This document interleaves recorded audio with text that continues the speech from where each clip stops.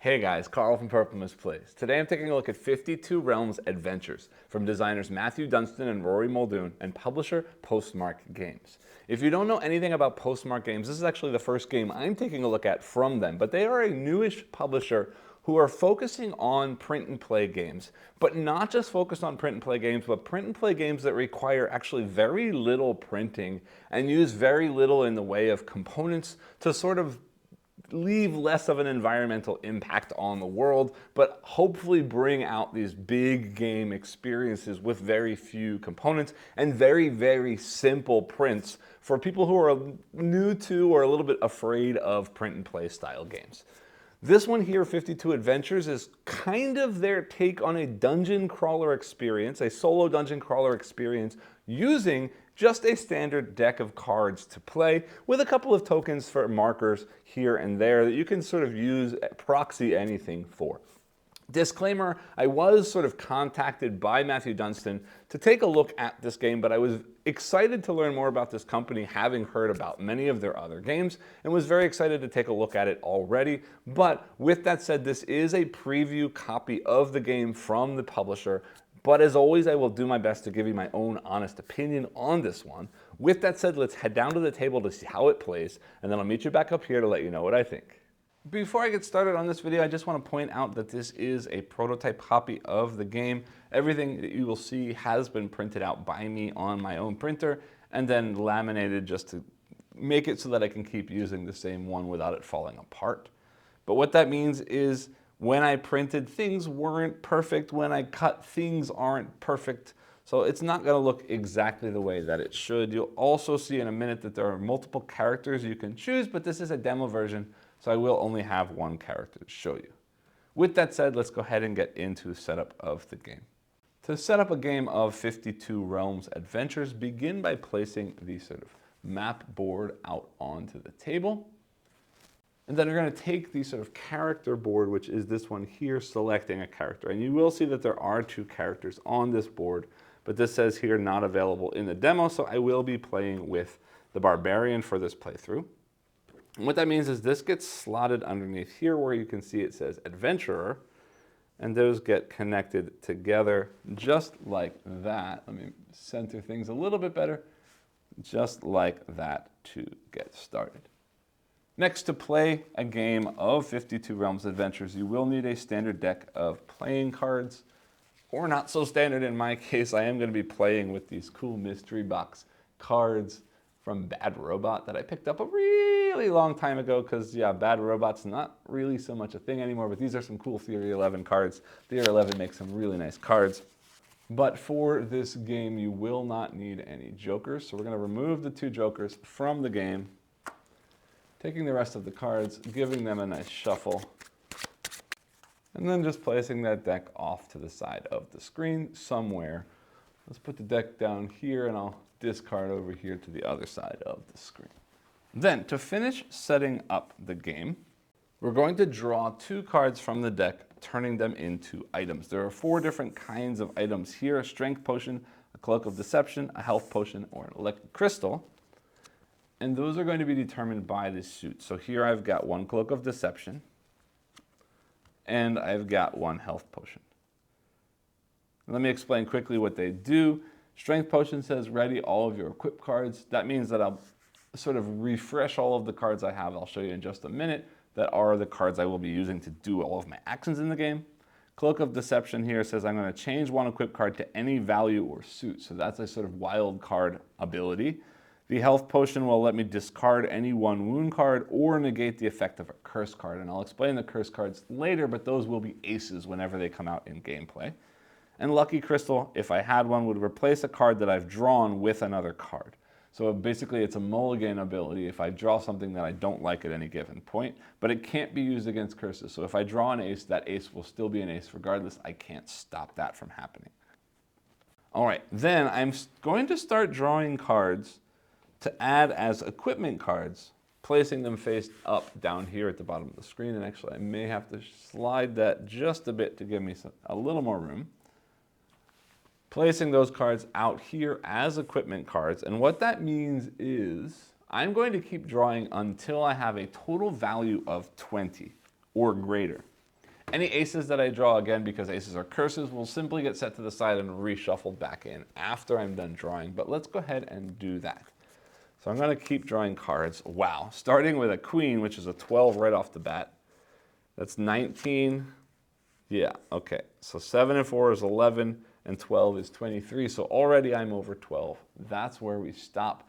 I'm starting with only 3 equipment, which isn't great, but they are pretty strong equipment cards. So hopefully that works out for me. And like that, we are all set up for gameplay. So the goal of 52 Realms Adventures is for me to get from my start point down here all the way up to this boss area up here in the top right corner, and to take out the boss in order to win the game. But along the way, I will be sort of fighting off enemies and working my way through these different challenges to get to the end. And if at any point I have a number of wounds that is equal to or exceeding my total health, which is 25, I will die and lose the game.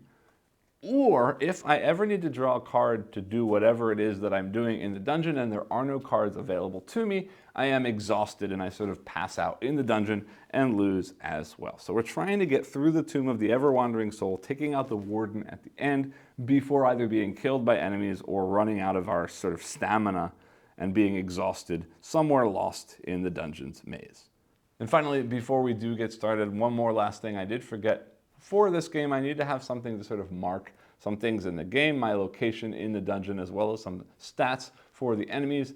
These are just taken from another game, in this case Star Trek Captain's Chair. I think they work very nicely here, so I'll use this blue cube to track myself.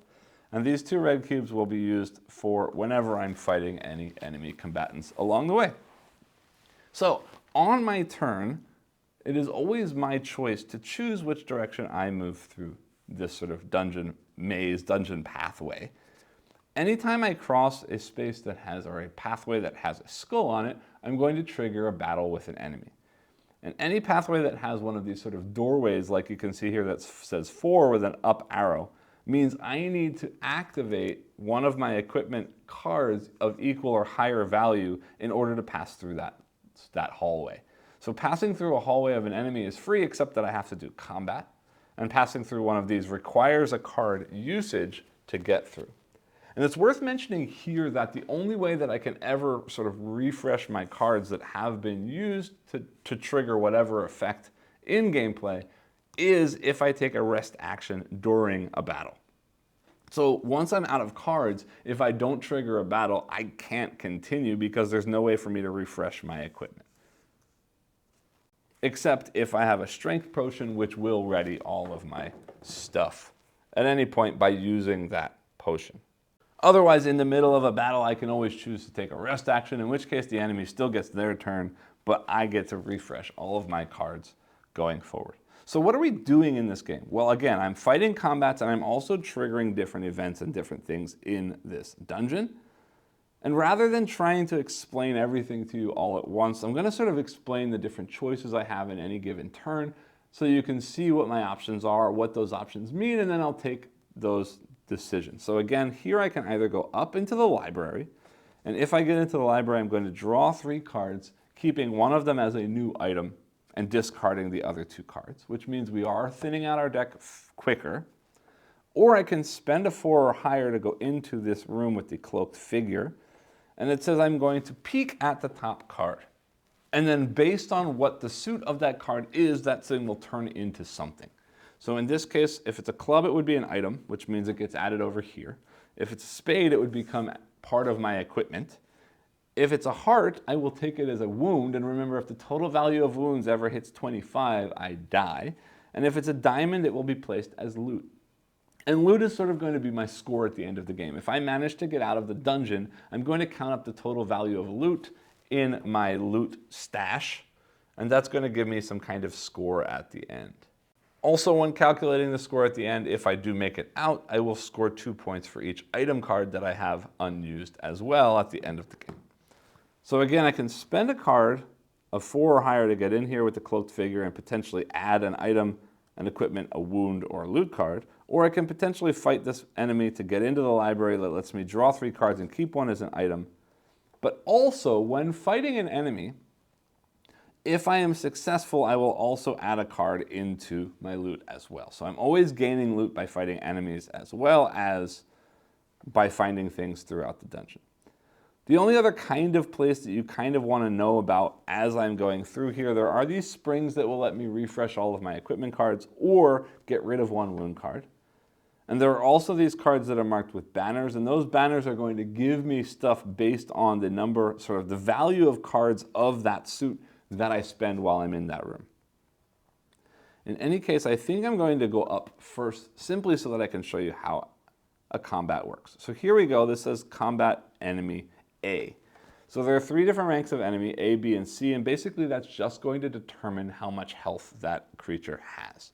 So when we fight, we're going to turn over 2 cards, and whichever the higher value of the 2 cards will be placed as the enemy card, and the lower value of the 2 cards will always be placed as the battle reward. And that is the card you will get as a loot card should you successfully complete that battle.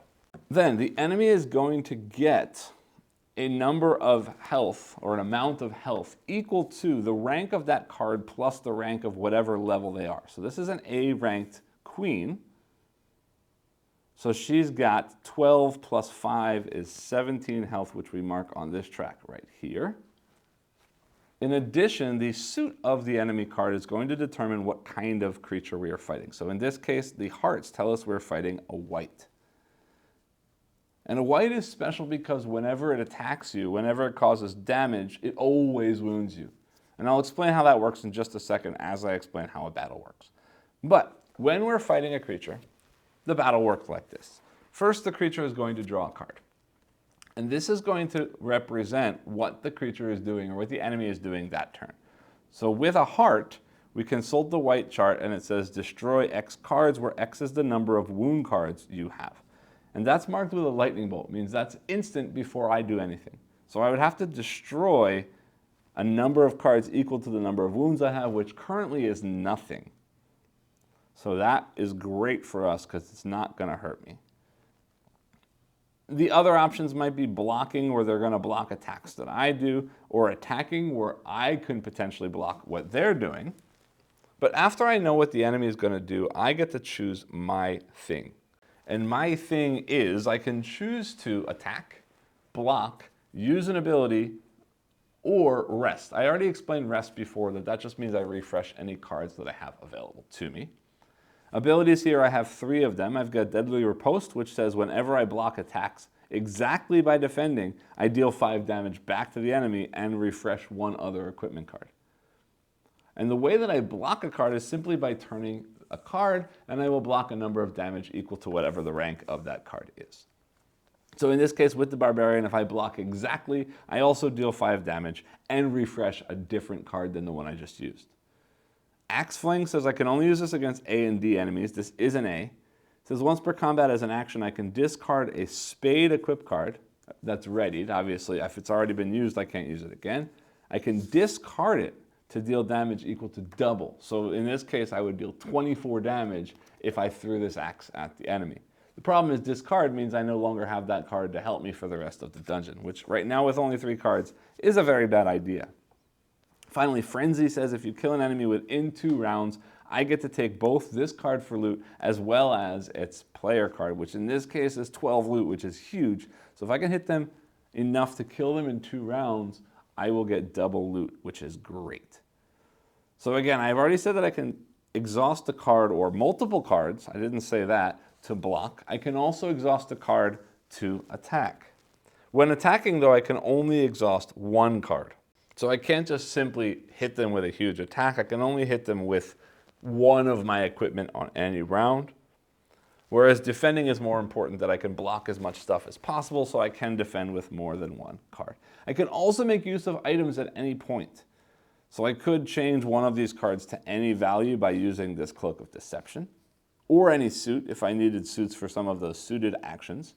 And again, a health potion, I could discard this to remove 1 wound or to block a curse. And a curse, again, as I mentioned slightly, is going to happen anytime I draw an ace. That ace does not do whatever it would normally do. It instead activates a curse. And in this case, if it's a club, it would discard 1 of my equipment. If it was a spade, I would take it as a wound, or I would take the next card as a wound. If it was a diamond, I would discard one of my items, and if it was a heart, I would discard my highest loot card, which is not good. So having this as a potential block against curses is also a great thing to do. All right, then it's my turn to attack. They have 17 health. Now, it's also worth mentioning here, you'll see there are flags next to some of the even-numbered hit point values or hit point areas. If I can make their cube or their health tracker land exactly on that number, I will trigger whatever that thing is. And those things are, if I land on a red flag, I get an additional 1 wound, which would be really bad because I draw a card and place that there, aiming towards or adding towards that 25 death value. If I land on one of these 2 with a card or 1 with a card turned sideways, it means I get to refresh a card. And if I land where you see these crossed swords, that is a parry.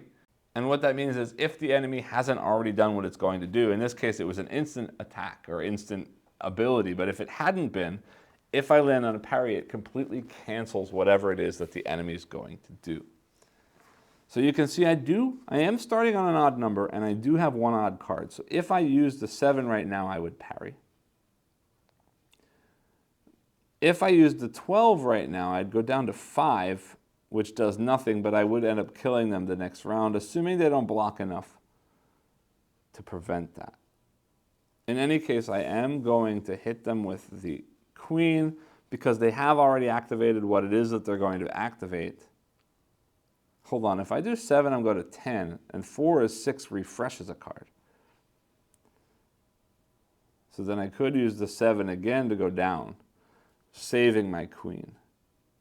But it's not gonna matter because neither of the 2 locations next requires cards. All right, so yes, let's just use the queen. No, let's not. If I use a 4, I go to 13 and 7 gets me a 6. That's the same difference. All right. Let's then use the 7 to parry. That again doesn't matter because they've already activated. This gets discarded. Next turn for the enemy is a 5 of diamonds. Diamond says block 8. If not damaged, exhaust the highest equipment. So I need to make sure I damage them or they're going to exhaust something that hasn't been exhausted already. Now, if I do a 4, I'm unexhausting something and then immediately exhausting something again, but it's the highest, means my queen goes away. I don't want that. If I play a queen, that's a 12, blocked 8. I hit them for 4, which is great because that doesn't then exhaust my next thing. Yeah, okay. Then let's use the queen, hitting for 4. That goes down to 6, which means I get to refresh something. So I might as well refresh that queen. That goes away. Now the problem is I didn't beat them in 2 rounds, so I don't get the double loot. But that's okay. They draw again a 2 of diamonds. They're blocking 8 again. And again, if I don't hit, I will exhaust my highest. But if I do this at queen for 8, that goes down 4 to 2, and that says refresh 2 cards, which is wonderful. That does nothing. And then last one is another block 8. So the only way I can hit them is by using my queen, unfortunately, but that does kill them. So these go away. This becomes loot. These cubes don't mean anything. And we move into the library like this with our queen. Exhausted, draw 3 cards and keep 1 as an item. Spade, spade, club. So I can choose a strength potion for the club or another cloak of deception. I'm going to take the strength potion. Like that. Those 2 get discarded. And that is not true. I'm double checking the rules because I thought that was wrong. The 2 that I did not choose actually get placed to the bottom of the draw deck, which is great. That doesn't then go through the deck more quickly. All right, then I can either fight an enemy to go to the Traveler, which lets me exchange loot and equipment once. So I could put this strength potion into my loot, making that a 12 loot, which would be really awesome. Or I can spend a 5 or higher to go see a wounded creature to potentially take a wound, a loot, equipment, or item. I wouldn't mind getting more equipment. Sorry, that says exchange loot and equipment. So I could make that equipment or make that loot. I don't really want to take away from loot or get rid of equipment. So we're going to go that way. Spending more than 5 means 7 goes that way. The wounded creature, I draw a diamond, which is equipment. Yay, that's amazing. All right, so I can either fight to go to a spring, which lets me heal a wound or refresh all my cards, or fight the same A enemy to go to the shifting stairs, which lets me spend red cards to take a wound if I can't get more than 10, but I should be able to get more than 10. Or take 1 reward if I spend 11 to 20, or 3 rewards if I get 21 plus. And a reward means that I'm going to draw cards from the top of the deck, and I get to choose where I place them. That means I can place them as an item, as an equipment, or as loot, as I choose to do. So we're going to go up, and we're going to fight another A enemy, drawing 2 cards, but there is our first curse, which says take 1 wound. Do I want to take a wound? Sure, I'm not that wounded. Let's hope it's not bad. 10, that's bad. But we can always heal that later if we need to. So the ace gets discarded. A 3 and a 9. So I got a 9 and it's a spade. So we're fighting a ghoul with a hit point of 9 plus 5 is 14. My reward is only 3, but if I can kill him quickly, which I can't do without refreshing, and I don't want to go into there with less than 10 red or I'm in trouble. So unfortunately, we're only going to get a reward of 3, which is not great. Although I could, no, I don't have any lucky crystals, so I can't do anything. Okay, then that's that. I mean, I could potentially throw something at him. But yeah, I don't think that's going to happen. Okay, so first round, let's see what they're doing first. They draw a spade, which says they're going to attack for 7, and they can only defend with a club. No, I can only defend with a club or a spade. So I can't defend at all. So they're going to attack me for 7, regardless of what I do. So I could rest to get my cards back now, or I can attack. And when I attack, I'm at 14. Ooh, yeah, if I hit with 4, that cancels their attack because I'm parrying. Let's do that then. I hit the 4, 14 goes to 10, that's a parry, their attack doesn't happen. Yay. All right, next card from them is a club. 7 says attack X, means they're attacking for 7, and if I don't block it, they will heal 2 hit points. If I hit for 9, that's nothing. They'll still have 1 hit point left. That's not good. Let me explain how damage works. If they hit me for 7, I don't get a wound of 7. This does not become a wound. I'm instead going to draw a card from the deck. And if the number on the card is equal to or less than that number, I will take that as a wound. So there's a chance that I don't get hit. In this case, a little bit less than 50% chance that I don't get hit. But there's also a chance that I get hit for less than 7. The maximum damage I could take right now is 7. I'd still rather not, but if I don't block, then they're going to heal as well. So I am going to block with my 9. I don't take any damage, they don't heal, but that's the end of that attack. Next is a heart. Heart says automatic heal 6 hit points.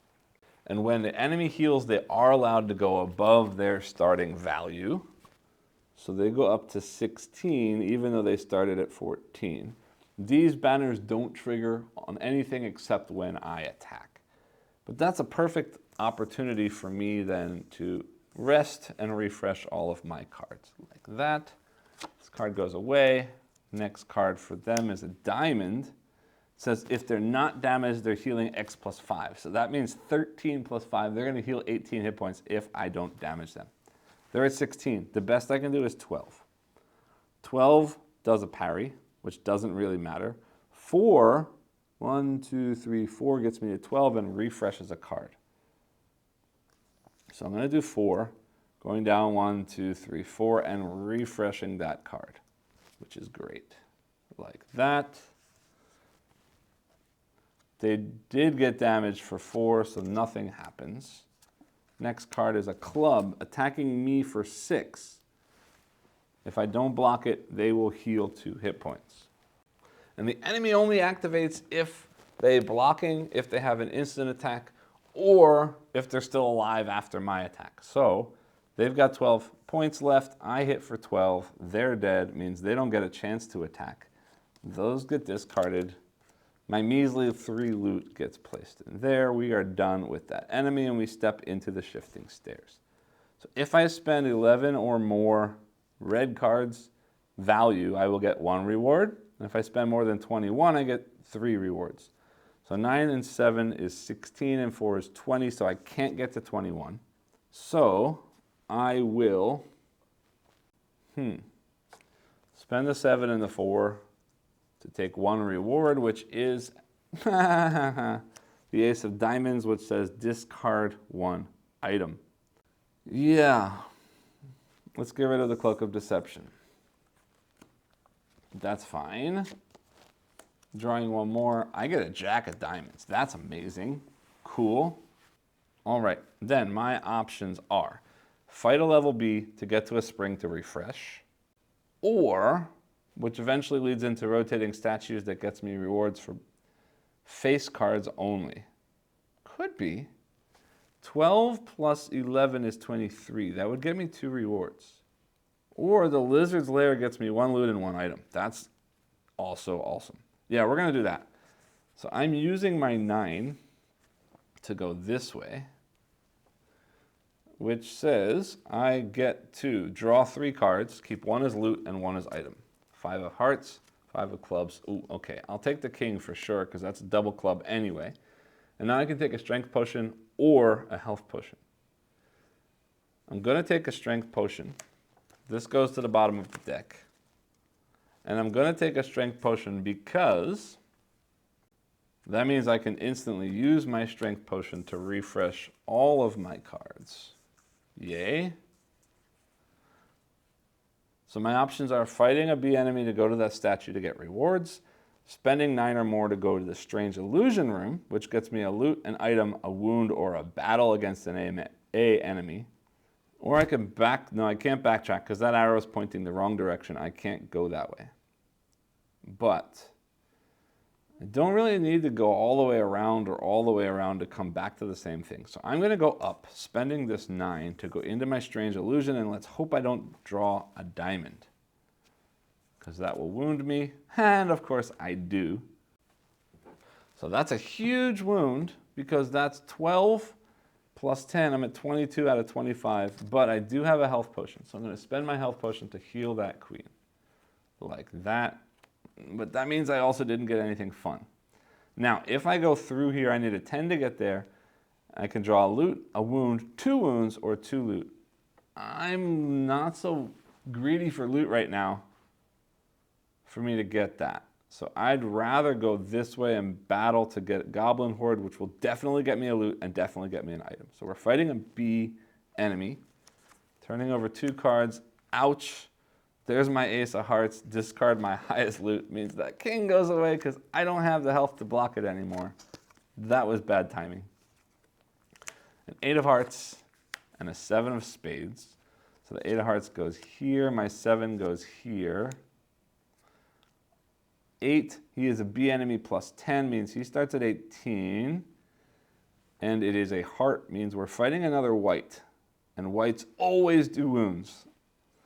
We are in trouble. Okay, so white draws a card, a 4 of clubs. For clubs, white attacks for that much. They're attacking for 4. Means it's likely they may not do any damage, because if I draw a 5 or higher, I don't take a wound. No, that's not true. Whites always wound. So I will take a 4 damage, or a 4 wound. Unless I can parry. 1, 2, 3, yeah, a 4 is a parry for me. Let's do that.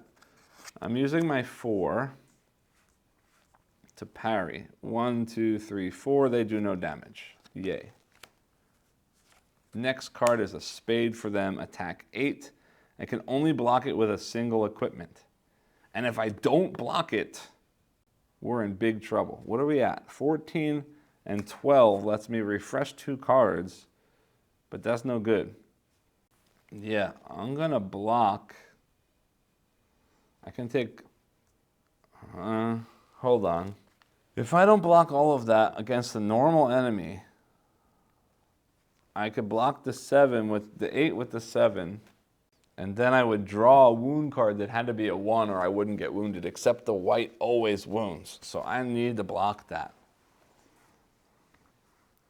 So I am gonna use my jack to block that.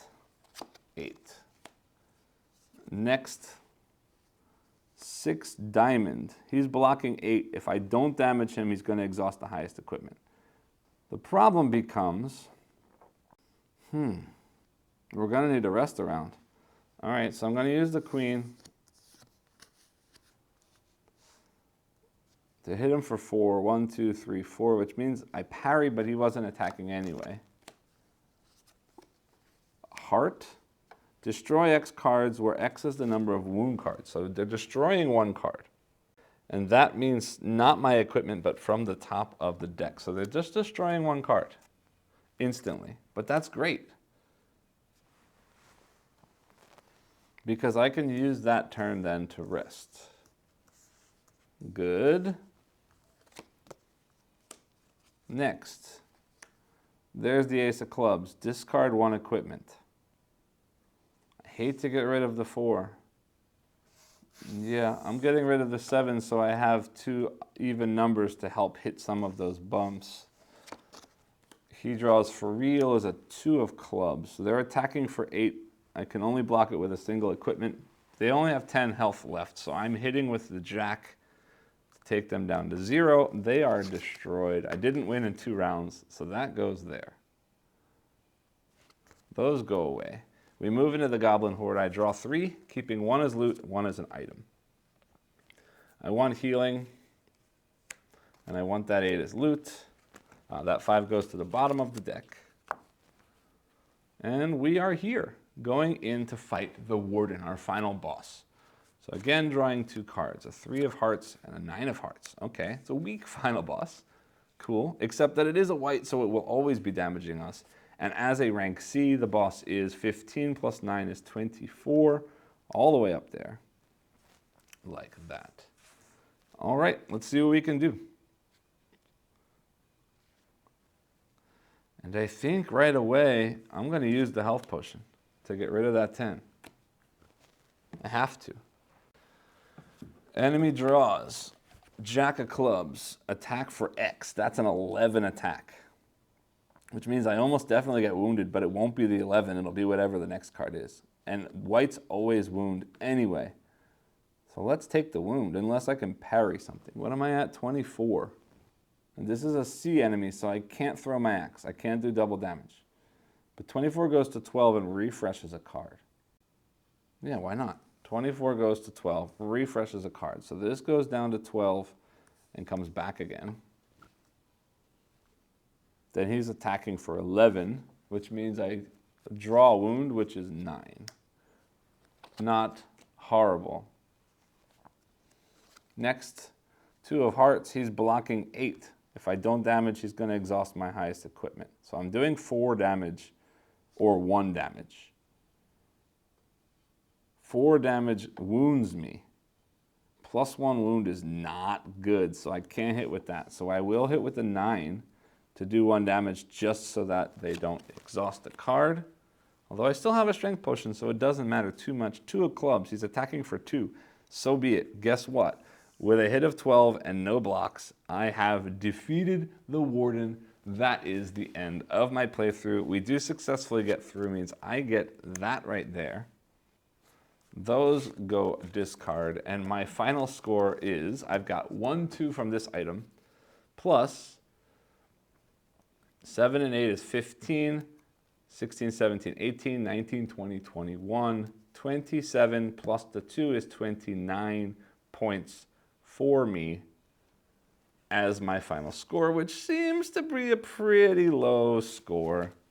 We'll talk about that more later on. That is the end of the game. Now, normally I'd talk about components, but as with all of the other Postmark games, This is a print and play game. So the cards are my cards. The boards that I'm playing on are printed. The cubes that I'm playing with come from a different game. So I can't really talk about components, but I can talk about art, quality. I do love the design. Let me show you up close, a little bit closer. I love the design of the sort of card characters that they've created. I'd almost love to see cards played that way, except these suits don't match the suits, so they couldn't make cards that match them exactly. But it is cool to see that. It is interesting that they're using sort of half and half of a page for different characters, so they can put out 2 characters, or potentially flipping it over, 4 characters for each sheet. Printed is really nice. Potentially different items. Right now, these both have the same items. So I don't know if they plan for different items, but they very well could do. Each of the different abilities are different. Potentially, they could even make the different level of wounds to kill that character. In this case, they both say 25. I only have access to this one map, but I'm imagining with a print and play kind of game, it's very likely that we'll see more maps for this game as well, different kinds of creatures. Everything here is driven by a playing card deck. I'm not going to talk too much here about the game because that'll happen later when you see me back up top. But again, there's nothing else that I can talk about regarding components except that I do love the way that everything fits together. All of the iconography is very easy to parse. All of the descriptions of everything, very easy to parse. It looks very pretty. I do like the colorful backgrounds. Now, if you're printing it out, it does use a little extra ink to print all of that blue background and all of the sort of filled in symbols, but it's 2 sheets of paper, and realistically, I could put this on an iPad and I could put this on a different screen next to me, and I don't really need to have this printed out at all, or even if I did, I'd need to print at most 2 pages of paper, which really doesn't use that much ink, and there's a whole lot of game just with these 2 little pieces of paper. So component-wise, big fan of what's going on here. Maybe back up top and I'll let you know what I think about the game itself. Welcome back. I hope you enjoyed the playthrough. It turned out pretty well for me at the end, although I didn't come home with a whole lot of loot this time. I think I played things a little bit too conservatively and a little bit too simply this time. I should have pushed my luck a little bit more, done a little bit more exploring in the dungeon to hopefully boost up some of that loot, but there's always the balance of gaining loot versus running out of cards and dying in the dungeon. But let's put all of that on hold for just a second. Let's talk about the game. This game is an interesting one for me. This game was a bit of a surprise for me. This one I printed out, I brought my cards out, and you can see, laminated my copy of the game because I grabbed my marker expecting this to be a roll and write game, and you know what? It's not. This is not a roll and write game at all. Many of the games that Postmark has put out are roll and write or flip and write style games where you're flipping over cards or rolling dice and marking things off on a board with a pen or a pencil or what have you. This one is not that. And this one is kind of a new experience for me that I haven't really seen before, using a standard deck of cards and then basically a piece of paper with some markers on it, meaning little tokens or little cubes or whatever you want to use to play the game, to sort of keep track of something. And in this case, an adventure, actually pretty much a dungeon crawl experience on a single sheet, well, 2 sheets of paper overlaid, with a standard deck of cards and a couple of little cubes to play through it. And I have to say that what they've done with this game really, really, really impresses me. How much stuff is going on here using so few components and using a standard deck of cards, which is really cool. Now, I know they're a print and play company only, but it would be really cool to see sort of thematic card decks that go with these things, or maybe paired up with a Theory 11 deck that matches perfectly. Or this is the kind of game that collectors of cards will be very happy to find a deck of cards to play the game with. But anyway, I'm getting ahead of myself. Let's talk about this game. So this game, you are playing a dungeon crawl. You are an adventurer going through the dungeon. First, you're going to select your character. Now, this was a preview of the game for their Kickstarter campaign, which is now over, so it still stands as a review of what little I've seen of this game because it will be available later on their website, absolutely.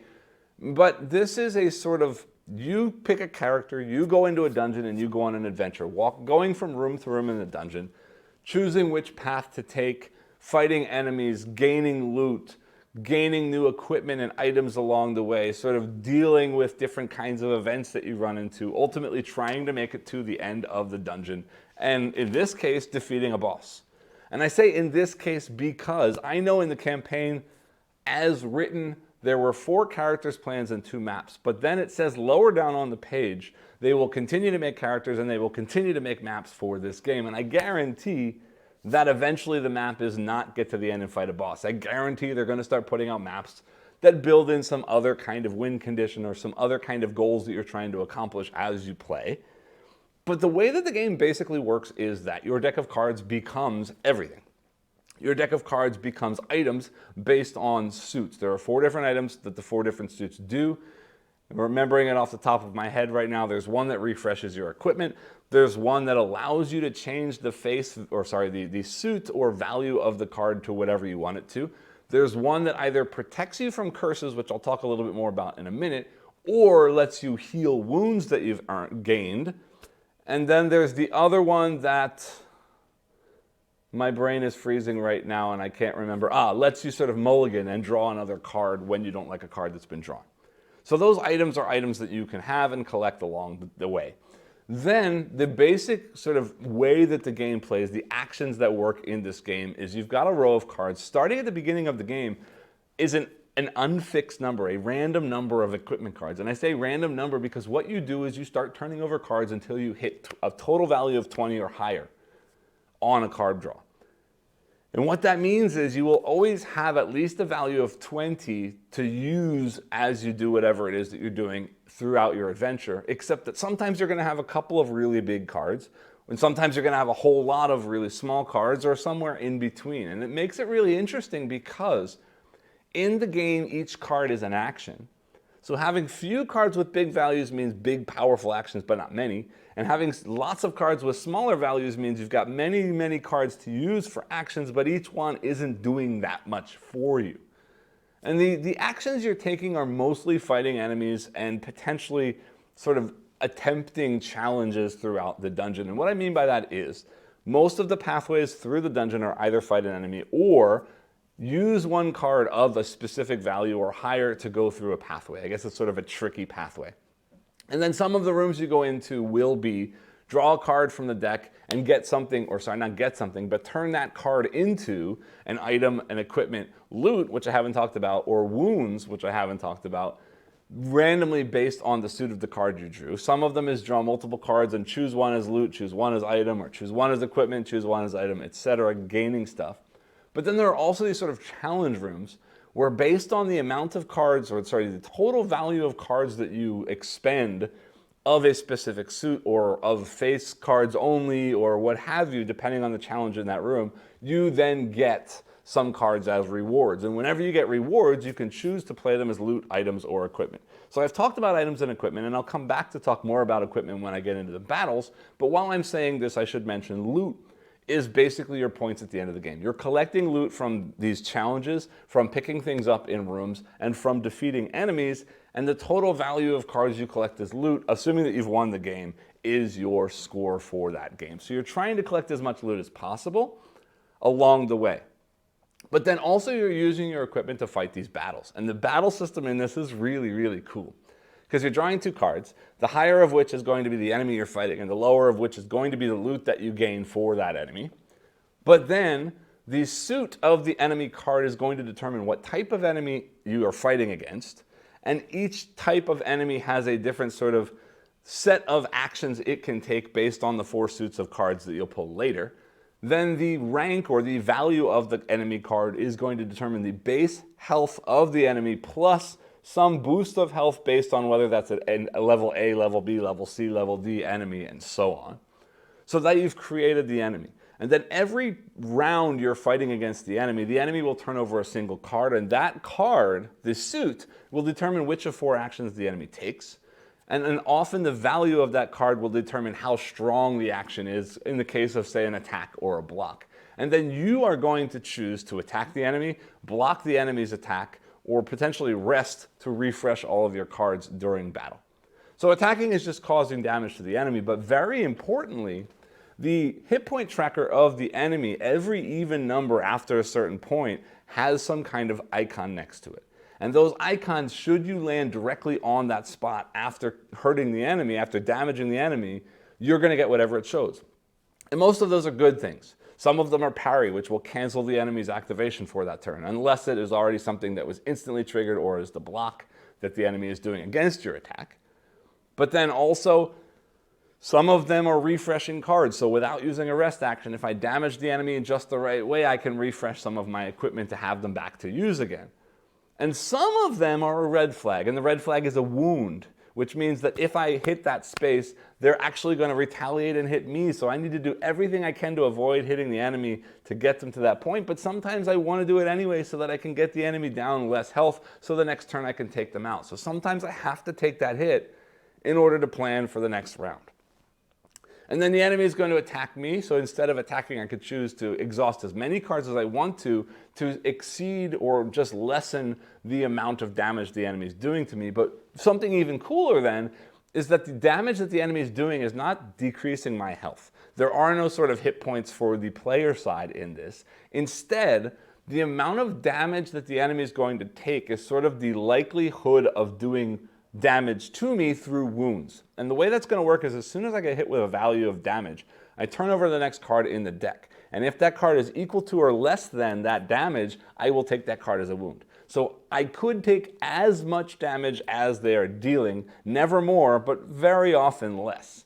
And if I draw a card that's higher than that damage, I don't take any wound, and it just sort of grazes my skin and say, I didn't really get hurt. Good try, try again.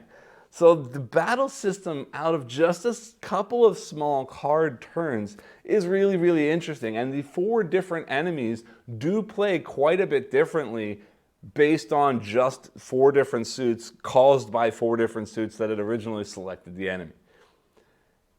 And it's a really cool sort of card play puzzle kind of thing. When do I use cards? When do I refresh my cards? When do I make use of abilities? Because each of these characters that you're playing with has unique abilities for that character as well that trigger in different unique ways, which is really cool as well, adding to that variability. But also, refreshing cards is important because we need cards for things in the dungeon, and there's no way to refresh cards in the dungeon except through battles. So you kind of want to make sure you're leaving a battle, you're winning a battle, having some cards already refreshed so that if the next room happens to be a challenge room, you still have some cards to spend for that room. But the nice thing is you're planning the pathway you're taking. Now you can never go backwards, back towards the entrance, so it's usually a choice of 1 or 2 paths on the way up.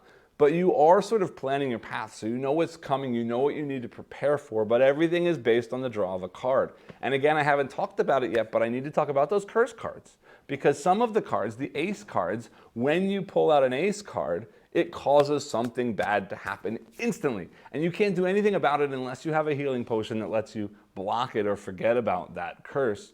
But these are going to do things like getting rid of your equipment, getting rid of your loot, causing wounds, really nasty things that just pop up at random times throughout the game, which is kind of cool because it feels kind of like an event deck in the dungeon as well.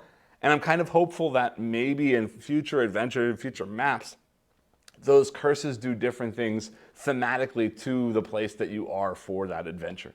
In any case, there's a whole lot of stuff going on in this game, coming out of just a single standard deck of cards. And again, remember that deck of cards is also the timer for the game. So like you can stay in a battle slowly whittling away at an enemy, preventing their attacking, preventing damage against yourself, refreshing, doing a little damage, preventing damage, refreshing. But every round or every turn you take in combat, you're turning over a card, you're turning over a card, you're turning over a card, and those are going into the discard. And that deck is disappearing and disappearing and disappearing, and that's sort of your stamina in the dungeon. So if the deck runs out, well, you don't make it out because you don't have any more energy to push your way to the rest of the dungeon. And that was a very clever system as well because it forces you to take bigger risks. It forces you to try things that you might not try. And it rewards the sort of adventurous, gallant spirit of push on and do more kind of thing. Again, I've only seen one character, I've only seen one map, but from what I've seen so far, I'm really excited about the system. I really hope that more characters and more maps come out that twist things up in unique ways that aren't just different paths with different rooms in different places, but also add different kinds of rooms, add different kinds of challenges, add different goals that are not just defeat the main boss at the end, maybe pick up and deliver, fetch quest kind of things. Who knows, but there's so much that can be done with this, and this system is really cool. And to see a sort of simple playing deck game system like this one, print and play with only a sheet or two, that isn't a flip and write, gets extra points from me as well, because it's a unique twist on the same idea of a system while using a completely different system and bringing in a completely different sort of thematic experience from that kind of game. And I applaud these designers for what they've done for such a small, simple, card-based, solo adventure, dungeon crawly kind of puzzle game. I'm really enjoying this. I can't wait to see more. This is one I definitely recommend, especially as a P&P for very, very, very low cost. Definitely check this one out if you think you might be a fan of this kind of game, because I definitely recommend that. Even if you're not sure you're going to like it, try it out. It's cheap. It's a whole lot of fun. I don't think you can go wrong with this one. That's basically all I have to say. I hope that this video was helpful for you. As always, if you did enjoy the video, I please ask that you like, subscribe, and click the bell icon below. And I'll see you all next time. Thanks.